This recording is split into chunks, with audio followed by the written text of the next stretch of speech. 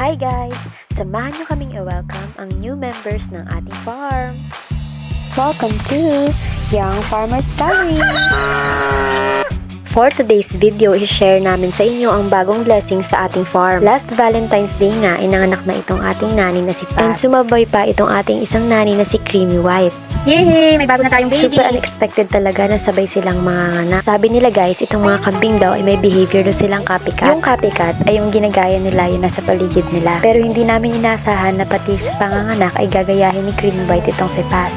Nakakatuwa lang isipin na parang kailan lang. Sobrang na-excite nga kami sa pag-iisip ng pangalan. Ito nga ang anak ni Paz na kulay brown ay pinangalanan naming Valentine. At yung dalawang anak naman ni Creamy White na babae at lalaki ay sina Cupid at Psyche.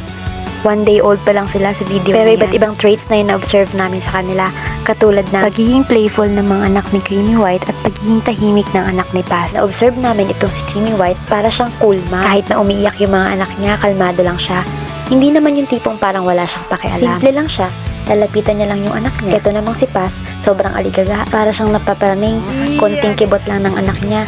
Grabe ng paghahanap niya. Hindi ko alam kung factor ba dahil first time mom pa lang itong si Paz. Ganun pa man, sobrang grateful kami. Dahil healthy sila at ligtas na naipanganak. Syempre, para sa ating mga newborn kids ay nagbigay tayo ng iron. Nagbigay rin tayo ng mga bagong supplements para sa mga bagong panganak na inahin. Sobrang cute talaga nila tingnan maglaro. Minsan naiisip ko, parang ang saya na lang maging kambing. Walang inaalala at walang problema. Sa ngayon, gagawin lang namin yung best namin para maalagaan sila ng maayos. Paano ba yan guys? Mukhang napahaba at ang kwentuhan natin. Out na raw muna kami, sabi ni Valentine. Na-istorbo na raw natin yung pagtulog nila. Yan lang muna for now. See you sa next video. Bye!